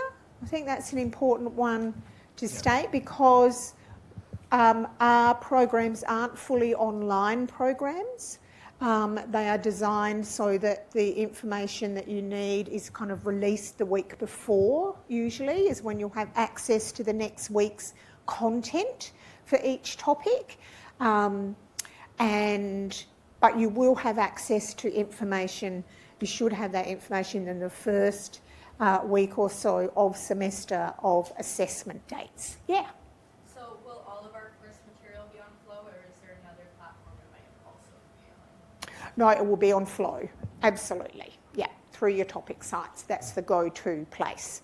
We also have a general topic site for master's students, which are automatically signed up to as a master's student, and a bachelor student one for bachelor students, where we might post general information that you need to know. So that might be, for example, one of the things we offer through the college is free training in mental health first aid to all students. And that's something that our senior students offer, who are kind of getting ready to graduate, might want to be doing in particular. So you might see an announcement pop up around that, and that will come through the general bachelor or master's site as well. If I may, one of the things that we really want to do very, very quickly is to get to know you as fast as we possibly can. So I've already bullied the master's students into putting a photograph of themselves up into Flow. So you can see in that top thing under the Flinders logo, you'll see that greyed face. If people can replace that with a picture of themselves, we just get to know you that little bit easier. And you can do that through the settings function. So yeah, tonight as you're investigating Flow, if you haven't done it already, put a picture of your face up there, indicate your pronouns. Even if it seems really obvious, it's really important for us to know how people want to be referred to themselves, as you can do that all through the settings space there. We love that. People that put their photos on tend to get their assignments back first. So just so you know. Actually, that might not be true for absolutely everyone. Also, you both bachelors and masters will get a topic that is run by Arn, and yes, his flow site is the best one, and no, we don't tell him that. Arn always has the best flow site. That's a good thing to bring up, actually. Yeah, look at Arn's first, and then you'll be disappointed with the rest. Actually, look at the rest first, and then you'll actually see it increase as you go. And then you'll be like, quality. wow, why can't everybody be why like can't they all be Arn? like Arn? That's because we all have different skills, and that's part of his skill set, for sure. He won't disappoint. There is the Finding Your Way at Flinders online orientation topic, particularly useful for for bachelor students in particular who may not have had any orientation to study at university in the past. So for master's students, or it may be bachelor students, who studied at Flinders before? Do we have anybody who studied at Flinders before? Great. So you already have that familiarity with the environment, with the campus here at Bedford Park, and for some of the facilities that are available, but they are always updating and changing. So hopefully you'll find some new and improved ones if you have studied here before. So Mel mentioned scholarships and making yourself aware of scholarships. Please ensure that usually during O Week parking is for free, but make sure that you, if you are parking on campus, that you use the permits so that you don't end up with that. If I may, it's going to be nuts crazy for the next 3 weeks trying to get a park on campus, particularly if you're not due to start at 9 o'clock. It's a little bit later on in the afternoon. Car Park 1 is an absolute nightmare. There is the overflow car park, which is just before it's the turn right, and that gets you very close to the hospital, but it is absolutely crazy. And I try to avoid car parking in the first few weeks until the law students work out that this is not what they were really there, and that it just all starts to drop off. By week 4, it's much easier to get a park here. There are many, many bus routes that will take you here as well, but my preferred way of getting here is actually via the train. And so sometimes I'll drive to a train station and then catch a train for the rest of my journey. The train itself is usually quite quiet, even at the beginning of the year, and it just makes this beautiful sort of curve over the bridge as it comes into Flinders Medical Centre, and it's a really, really short walk to the places here as well. So invite you to have a little bit of a look and investigation when it comes to transport and car parking. And it is expensive to get a car parking permit here, not as expensive if you're travelling to Adelaide, but it mounts up over time. So yeah, have a little bit of a look and research the ways in which you're going to be getting in here. Absolutely. Public transport's great. I can't use it from where I am at the beginning of the Fleurieu Peninsula, but unless I wanted to take most of the day to get here, probably. But yeah, we've got our own train line. The Flinders train line goes from Flinders Medical Centre, goes straight to the city, step out and you're at Flinders in the city, which is amazing. Yeah, it's only about 20 minutes to the city from here on the train. We use it if we have to go into the city for various things as well. Oh, sorry. No, 22 minutes. In terms of security, it's actually really important. At the beginning of the year, everything is great. It's summertime. It's beautiful. We've got lots and lots of light. You will have investigated here. In order to get here, most people are travelling from Car Park 1. There is the tunnel that has that access. Sometimes when it gets a little bit later at night, you might be at the library and all of that sort of stuff. We just don't want you to feel anxious about getting to your car or doing anything along those particular lines. If you're ever feeling anxious, we really encourage you to call security. Somebody will come down and meet you and walk with you to your car. The last thing that you actually want to do is just go through one of those experiences where you're like, am I am I safe? And if you're starting to think that, then we do really encourage you to ring up security. It's written on the back of your student ID. It might also be useful just to put it into your phone, just in case you've left your student ID or anything like that at home. So yeah, really encourage you to use it. That's really what they're there for. Absolutely. They'll escort any of us to our cars as Yeah. well if we're a bit wobbly, worried, so it's absolutely there. They're very kind and friendly people who are also trained in mental health first aid. Yeah. So can assist as well. So there is a library at each main campus. There's a library here in Flinders Medical Centre where you'll be able to access a number of the materials that you'll need in subsequent years, in particular around assessment materials that you might be using on placement, and that is in level 5. That's kind of known colloquially as the medical library, which is here, and then there's also the main campus, the central library up the hill.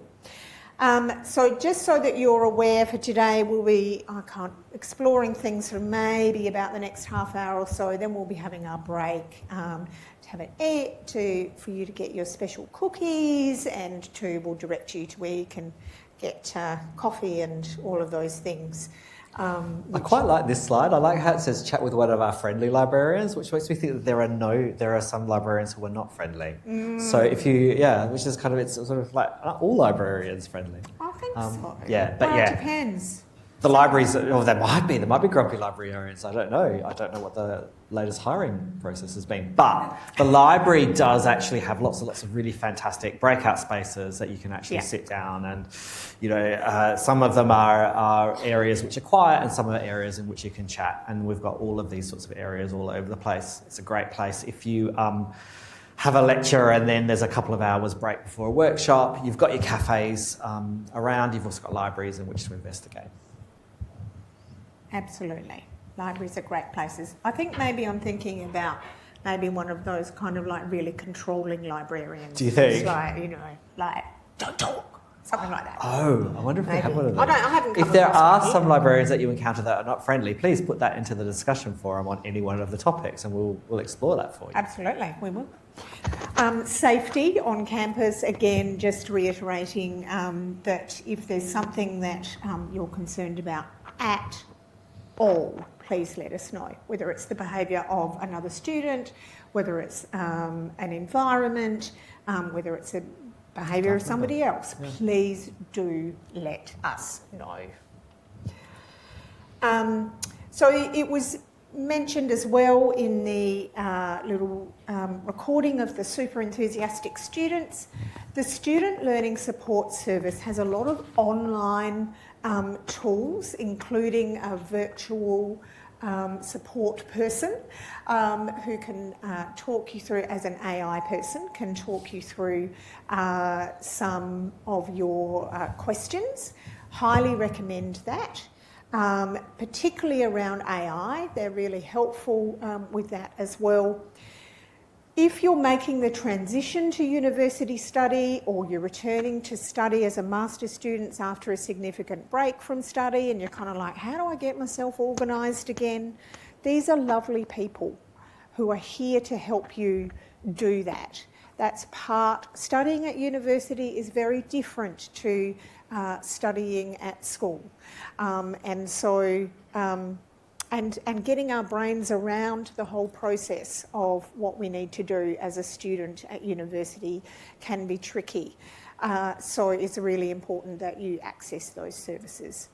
Make a time to chat with a learning advisor, visit them up there as well. The other thing about safety is, although it's nice and bright, it is also the season of the snake. And so we celebrate our wildlife here and the diversity of our flora and fauna, but some of it is not particularly happy if you are disturbed. You will find that if there are snake sightings, then there will be signs that are placed up and around, but I would always advise that if you're walking between here and another part of the campus, that you just stay on pathways, like don't be don't be silly and sort of charge through the kind of woodland, particularly during these particular times. We've not lost a student to a snake yet, and we're hoping that 2026 will be the 51st year that we haven't lost a student to a snake. 51 years. 51 years, no snake fatalities. 51 years, no snakes. I haven't even seen a snake on campus with the decades that I've been associated with this campus. So, yeah. It's not likely. You're more likely to have a butterfly. Yeah, I was once attacked by a particularly vicious butterfly that I thought was a snake. But that's a story for another time. It was red and it moved fast. It really did. It was quite frightening. I'm still dealing with that trauma. Thanks for unpacking that in front of everyone on their first day. That's okay. That's fine. This is the slide for Yeah, this is it. So, therefore, moving on. Which is, so I know that it's been talked about by a couple of people, and I know that we're at the beginning of the year, we're always thinking optimistically. It's part of starting a new year, isn't it? But if things aren't feeling great or you're feeling like you need extra support, please do reach out to our counselling service. They literally provide over 5,000 to 6,000 appointments every single year. They are here to support students. We have fully qualified psychologists and social workers who work on the team up in the main campus, and also have services down at Sturt. So please ensure that you, and if you're not sure where to go, and you haven't been able to find it, then ask us. Highly confidential.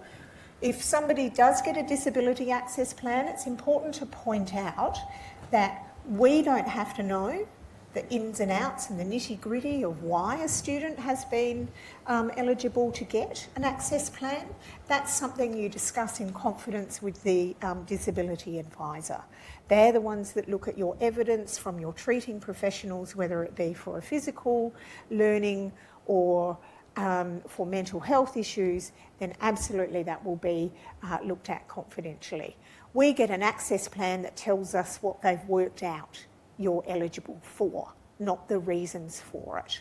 And you only need to disclose the fact that you have the plan when you are seeking additional assistance in any way, whether that's for an extension, whether it's for a particular something that you need that will assist you to be on placement, or as Mel talked about, things such as exams.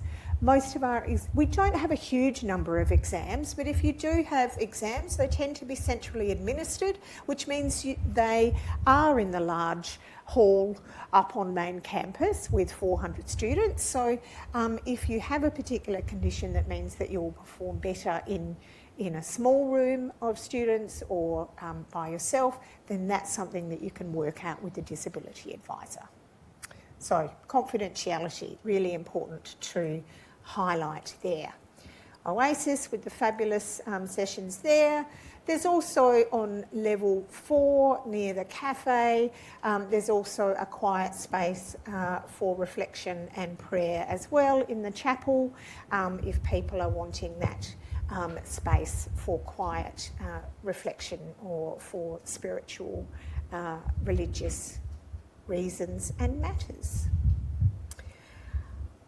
Lots of supports at Sturt as well. You will have some classes at Sturt. You will learn how to, which is why Tim came across a butterfly, was walking to Sturt one day. On the pathway, I was safe. He was safe. But it's remarkable how many pieces of bark look like snakes when you're actually walking. And if you wear glasses and you're not wearing them at the time, you just think that it is. And then suddenly this red, very viciously moving flash will come at you. And then you will scream. And then you will realise that you screamed at a butterfly. Thank you once more. Sorry, there is a directory that you could access. We will make sure that these slides are available on the general master's site and on the general bachelor site so that you can access these QR codes as well. So you have hopefully all been started to be aware of some of the O Week activities that are available. Absolutely recommends popping up to the hub to have a look at all of the different things that are going on up there. There will be freebies freebies, giveaway, otherwise known as giveaways, people to chat with. You might find some clubs, some other student associations, apart from FUSPA, as Sophie and Adrienne mentioned in their visit, that is like, oh yes, I really want to join up. Those are my peeps. Those are the people that I want to be able to connect with whilst I'm studying at university. So there's lots of aspects going on there. For bachelor students, you get a special tour as new to Flinders University as undergraduate students. Part of the session this afternoon is that your mentor for your mentor groups will be taking you on a tour around some of the hot spots of the university, places too, so that you can physically see them as well. So Connect Week is next week. Not that you can't connect during O Week, but Connect Week is, so the whole idea is that the orientation process isn't just this week. There is other activities and opportunities for you to connect and get to know. So there's further hub tours, there's a community market. Meditation and conversation. If there's one thing that I recommend, it's getting into meditation as a student, working out what works for you in terms of staying calm and connected. Wellbeing workshops, lots of events from FUSA, the Flinders Uni Student Association, art and craft activities. There's a rural student connect session. So much for you to get involved with. I still remember my O Week activities from down at Sturt. We even had a camp. We had a student camp. I know, stayed overnight. No brown snakes came and got us. It's just such a core memory for me, some of those connections that I made during that time and the fun that we had in getting ready. Key dates to be aware of. We've talked about some of these. Your last day to enrol in topics is the 13th of March. So Good Friday is census date. So it kind of connects really well to stay in your mind. What is census date? That is if you have been trying your topics and you're thinking, I don't know whether I can do this year, or I don't know whether this is for me. That is your last day to withdraw from topics without having to pay fees. So that's why that's an important date when we talk about it as a key date, is your census date. Then the 15th of May is the last day to withdraw without incurring a fail on your academic record. And if that's happening for you, come and chat with me in the Bachelor program, come and chat with Tim way before this is starting to happen. And you can access this. The links to these key dates are on the general sites, so you can easily access them or just look them up as well. Really important things to keep in mind are your examinations and semester and your SUP exams. Please make sure you're available for both of those time periods. Both of them. Now this is where it gets a bit serious, isn't it? I love this bit. This is my favourite bit. It's going to be serious now. Speech pathology, as you've been learning about, and this is why you're all here, is an incredible career. The study is wonderful, but it is tough. It is.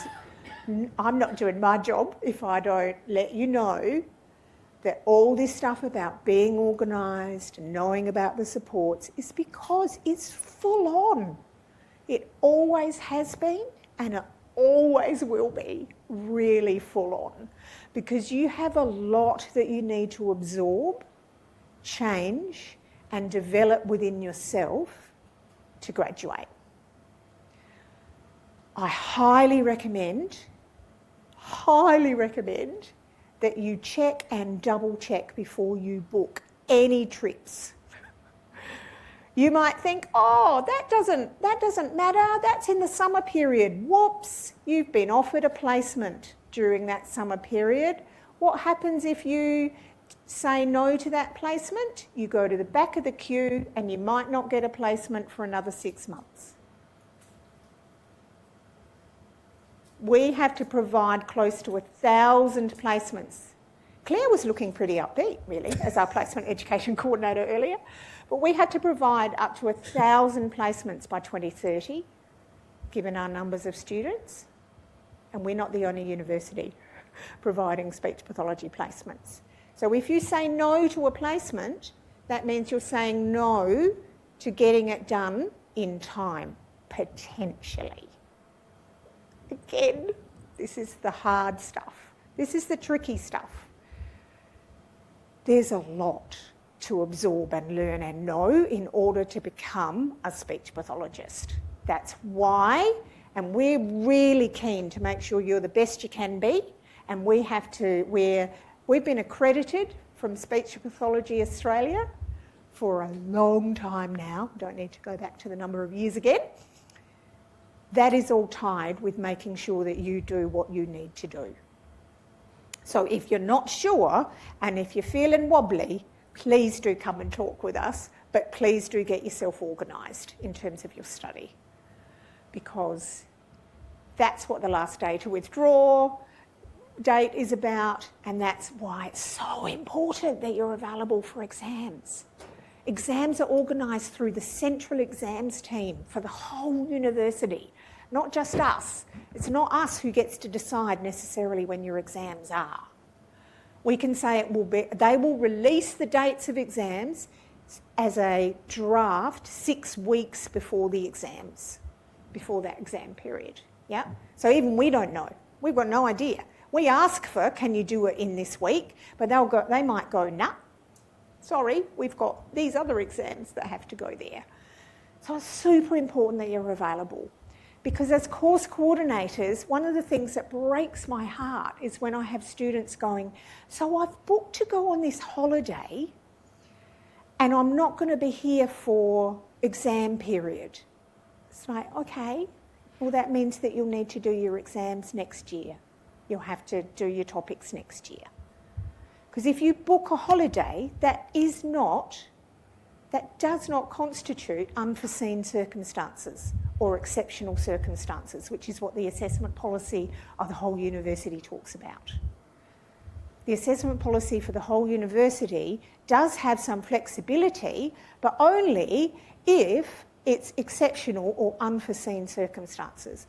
Booking a holiday because it's your cousin's wedding in Greece or whatever, that's fine. Go to your cousin's wedding in Greece, but that means that you might not be able to do your topic this year or next year or however many years. It's fine.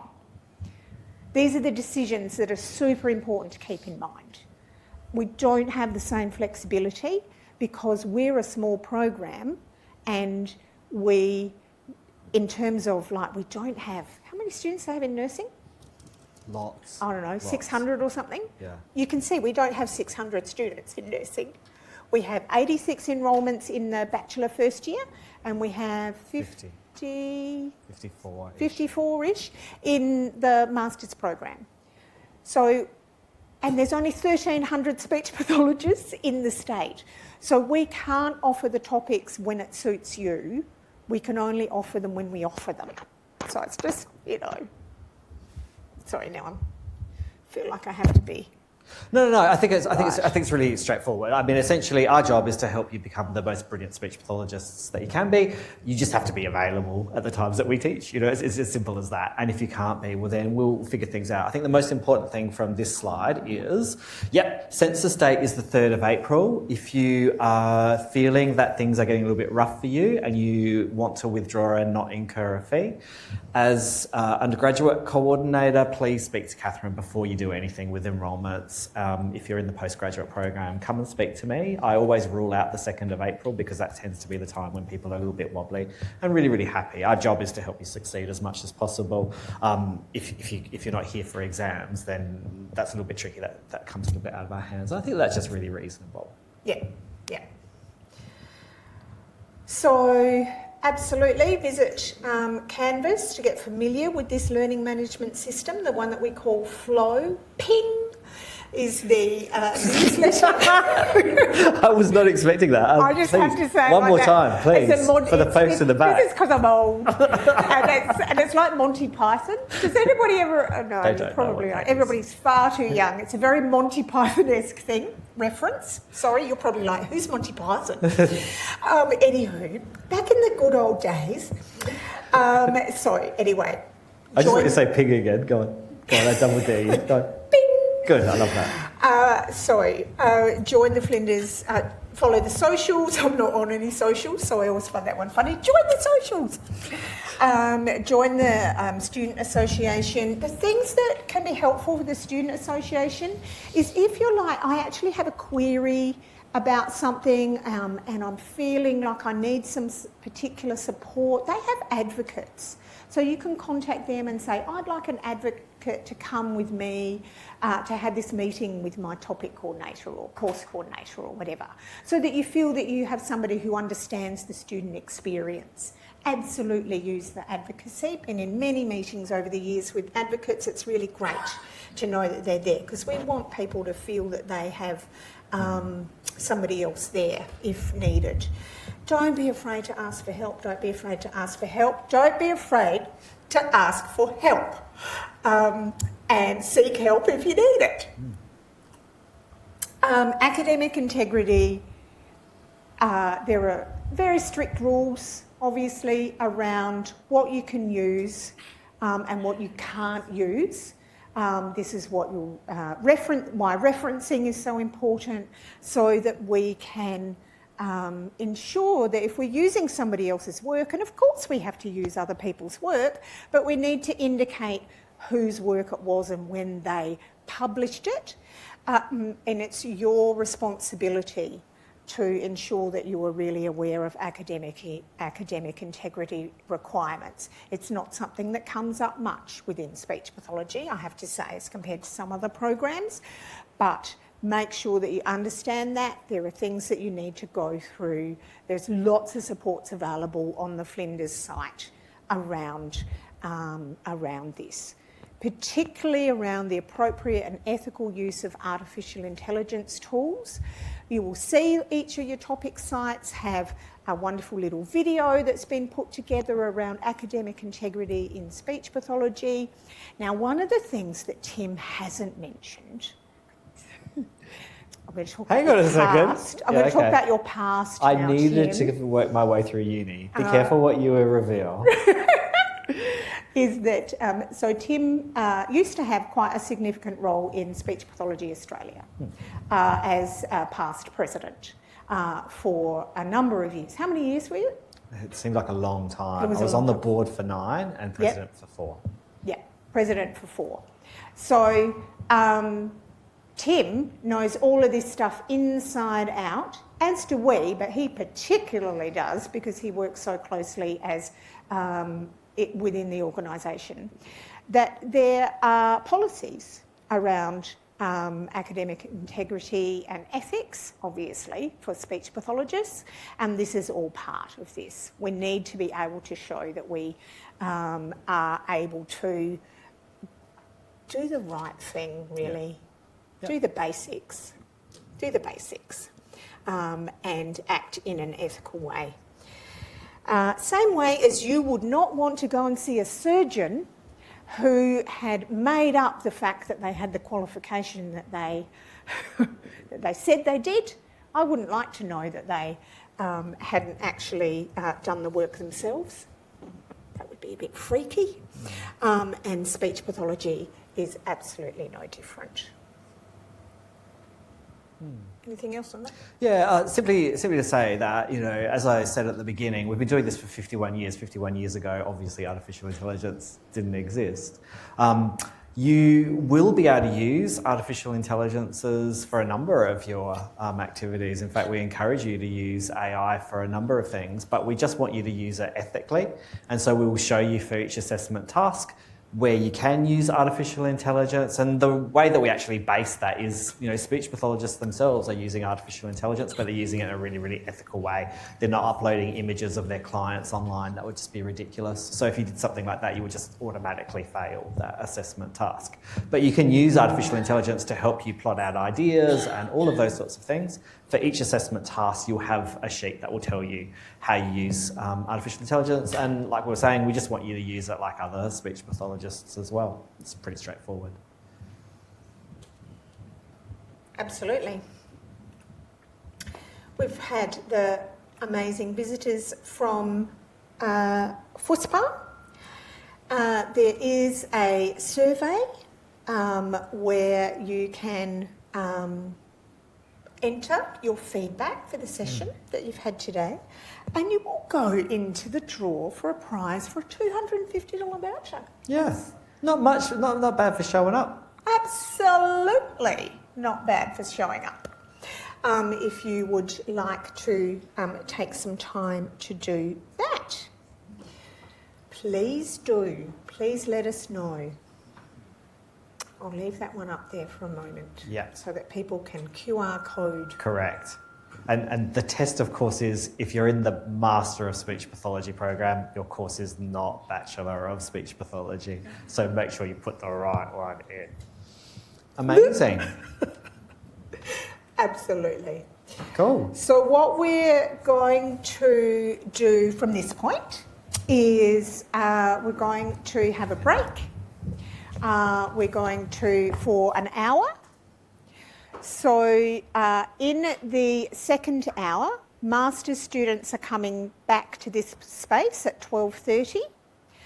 Bachelor students, I will meet you out the front at the top, and I will take you down a level to our seminar rooms, level 4.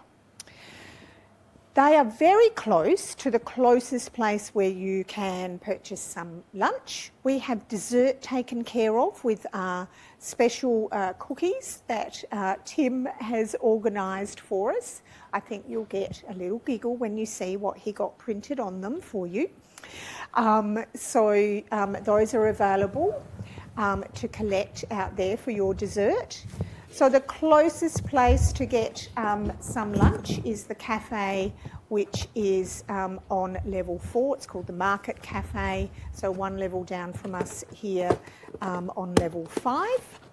So you can purchase something there, or you might want to pop up to the hub and see what's available there. As I said, from here, going out of the doors on level 5, up the steps, through the tunnel, and then further up the hill you will, I'm sure, have people going the same way who can help show you where the hub is, the student hub. But we're going to meet back, as I said, and there'll be other staff here mingling around for this next hour, ready to chat and answer any specific questions you may have.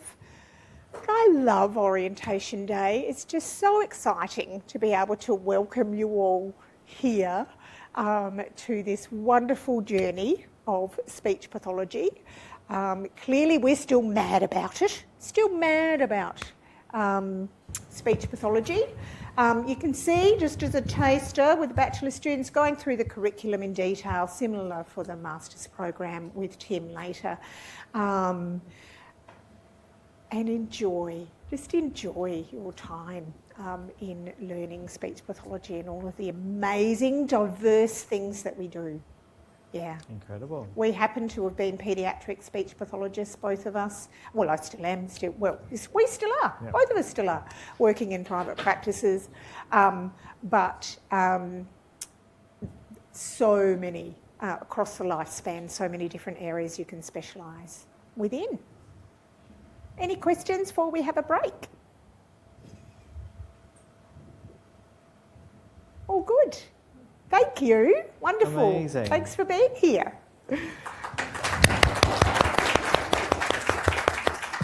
So there are